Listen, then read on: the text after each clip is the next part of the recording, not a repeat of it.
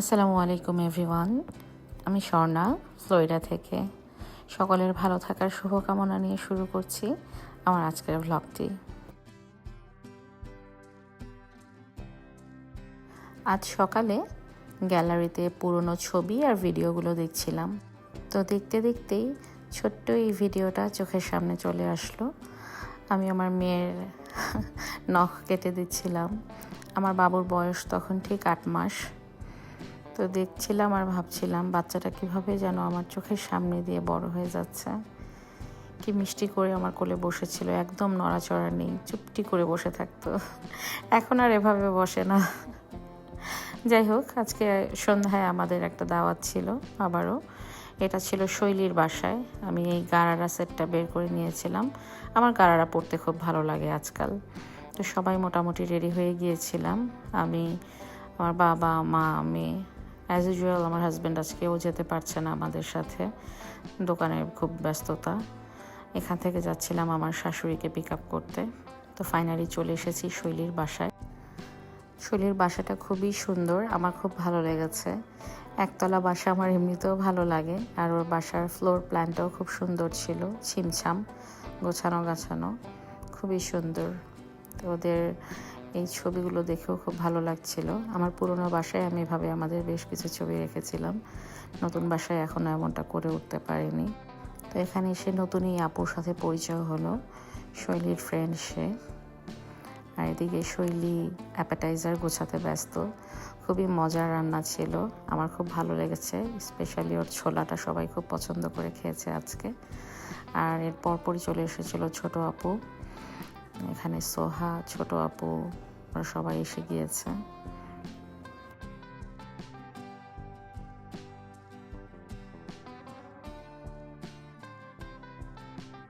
এদিকে আমার আম্মু আর আমি শৈলীর ব্যাকইয়ার্ড দেখতে বের হয়েছিলাম। কোথাও গেলে কারো বাসার ব্যাকইয়ার্ড আমার আম্মু খুব দেখতে পছন্দ করে আজকাল। গাছপালা কেমন আছে, গাছ দেখতে খুব পছন্দ করে। এ তো সোহা অ্যাপেটাইজার নেওয়ার জন্য দাঁড়িয়েছে। আমরা সবাই এক এক করে অ্যাপেটাইজার নিচ্ছিলাম। আজকাল রাত এত তাড়াতাড়ি হয়ে যায়, আসলে ক্ষুধাও লেগে যায়। এই তো এখানে সোনিয়া, সোনিয়ার হাজব্যান্ড আর সোনিয়ার একমাত্র ছেলে মুনমুন চলে এসেছিল। এর মধ্যে আরও কিছু নতুন আপুদের সাথে আজকে দেখা হয়েছে, যাদেরকে আগে দেখিনি আমি। এখানে ছোট দুলা ভাই, বাদবাকি আর যত ভাইয়ারা ছিল সবাই একসাথে বসে আড্ডা দিচ্ছিল, সেটারই একটা ছোট্ট ক্লিপ নিয়েছি। এপাশে আমার আব্বু নামাজ পড়ছিল, আসলে নামাজের সময় হয়ে গিয়েছিল ততক্ষণে। আর আমার মেয়ে সব সময়ের মতো কোথাও বল দেখলেই হলো, বল নিয়ে বসে পড়েছে। এখানে শৈলী, সোনিয়া, লাভলি আপু ওরা ছবি তুলছিল আর কোনো একটা বিষয় নিয়ে খুব গল্প করছিল, হাসাহাসি চলছিল, যেমনটা পার্টিতে হয় আসলে। তা আমি এর ফাঁকে আমার মেয়েকে নিয়ে একটু ছোট্ট ভিডিও করতে চাইছিলাম, কিন্তু মেয়ে তো কোনোভাবেই থাকবে না, সে চলে গেছে। তাই ভাবলাম নিজেরই একটা ক্লিপ নিয়ে নিই ছোট্ট।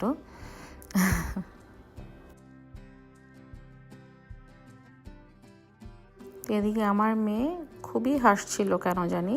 তা আমি প্রথমে বুঝতে পারিনি ওইভাবে কেন হাসছে। পরে আমার আম্মু বলল যে আরেকটা বাবু যে এখানে আছে, ওই বাবুটার সাথে খেলতে গিয়ে তার খুব মজা লেগেছে, সে এই কারণেই খুব হাসছিল। আসলে বাচ্চাদের কথা কি বলবো, আর অল্পতেই কান্না, অল্পতেই ভীষণভাবে খুশি।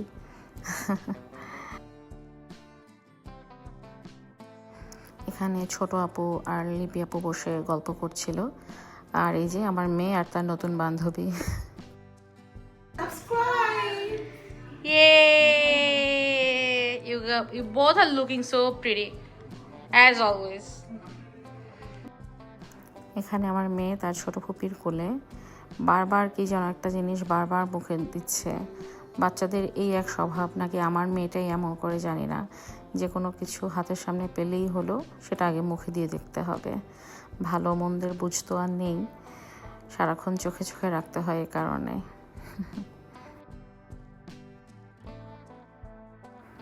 তো এর মধ্যে ডিনারও দেয়া হয়ে গিয়েছিল। আসলে শীতের দিনে রাতটা এত তাড়াতাড়ি হয়ে যায়, 9টা না বাজতেই মনে হয় অনেক রাত। তো এই কারণে মেয়েটা খুব তাড়াতাড়ি করেই ডিনার দিয়ে দিয়েছিল। খুবই মজার ছিল সবগুলো খাবার। স্পেশালি আমি ওকে বলেছি ওর পোলাওটা আমার খুব ভালো লেগেছে, খুব মজার ছিল। তো সব সময়কার মতো আজকেও ছেলের আগে খাবার নিতে লাইনে দাঁড়িয়েছে, এক এক করে সবাই খাবার নিয়ে নিচ্ছিল।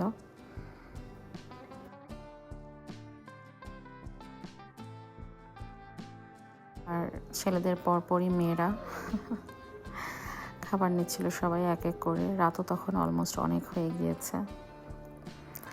আর এই হচ্ছে আমার খাবারের প্লেট। সব খাবারই খেয়েছি, খুবই মজার। আর এই ছিল ডেজার্ট, খুবই টেস্টি।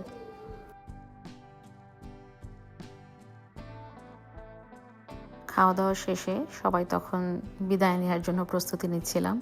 এই হচ্ছে শৈলী আর শৈলীর হাজব্যান্ড, যাদের বাসায় আজকে আমরা ইনভাইটেড ছিলাম। তা আশা করি আমার আজকের ব্লগটি আপনাদের ভালো লেগেছে। সবাই প্লিজ আমার পরিবারের জন্য দোয়া করবেন। দেখা হবে নেক্সট কোনো ব্লগে। Till then, by.